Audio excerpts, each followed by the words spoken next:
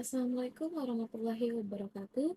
Perkenalkan, nama saya Aiman Utari, kelas AP20A, NPM AP2020101099. Di sini saya akan membawakan sebuah presentasi tugas dari mata kuliah Sistem Informasi Manajemen.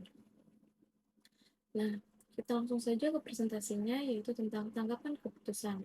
Nah, di sini keputusan terprogram bersifat berulang dan rutin sedemikian hingga suatu prosedur pasti telah dibuat untuk menanganinya, sehingga keputusan tersebut tidak perlu diperlakukan de novo atau sebagai sesuatu yang baru tiap kali terjadi. Nah, keputusan tak terprogram bersifat baru, tidak terstruktur, dan jarang konsekuen.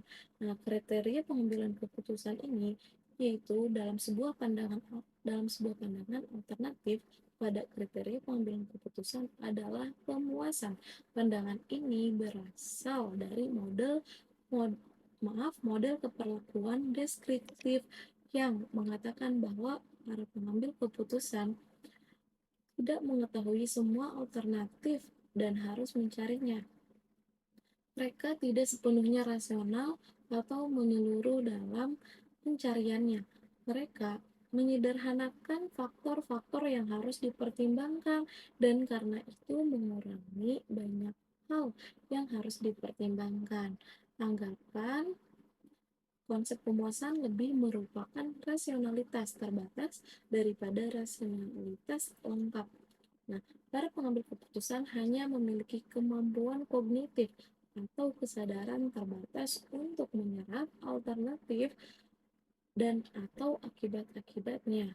Nah, sebuah hasil dari kendala ini tampak bila para pengambil keputusan membatasi pencarian dan menerima alternatif pertama yang memuaskan semua kendala persoalan.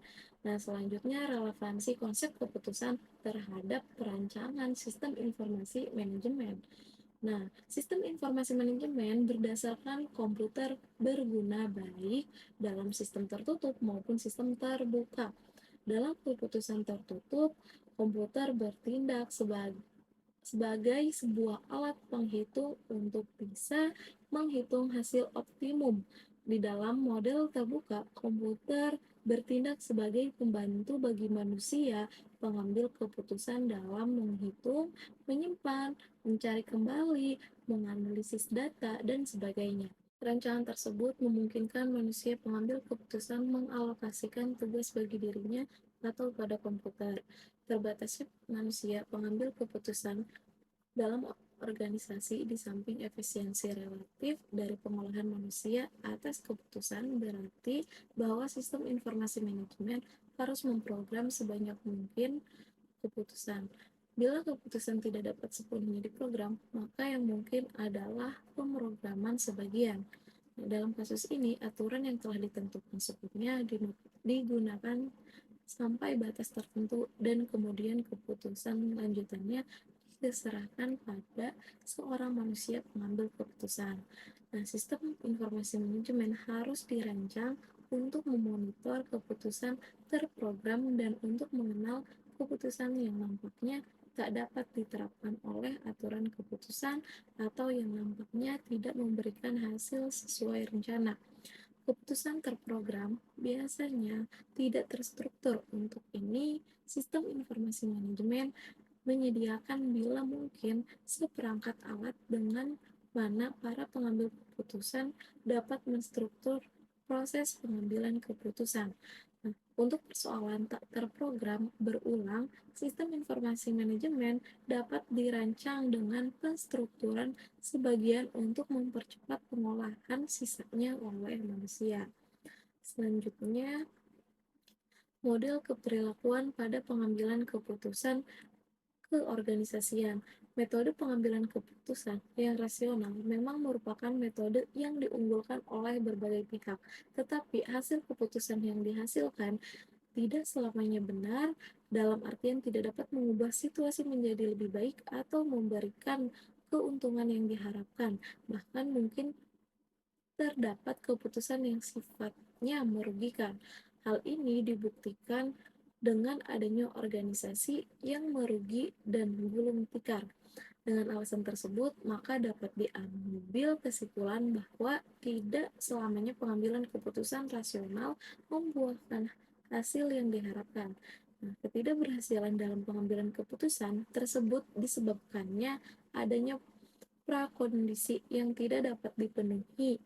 Nah, prakondisi tersebut adalah bahwa satu, analisis harus dilakukan oleh para profesional, dua, menggunakan metode analisis yang tepat, tiga, didukung dengan data yang lengkap, akurat, dan terkini, serta empat, tersedianya cukupnya waktu. Selanjutnya, penerapan model keperilakuan pengambilan keputusan dalam sistem informasi manajemen, yaitu ada perancang pada pertimbangan keperilakuan, sistem rasionalitas pengambil keputusan menghindarkan ketidakpastian, dan pengambilan keputusan dipengaruhi oleh gaya individu dalam memecahkan sebuah persoalan.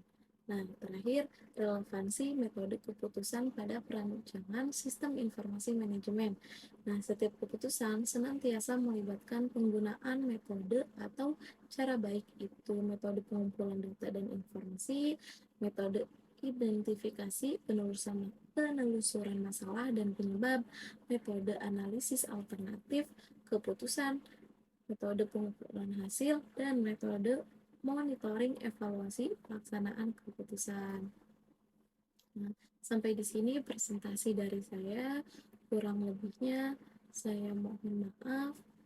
Terima kasih. Wassalamualaikum warahmatullahi wabarakatuh.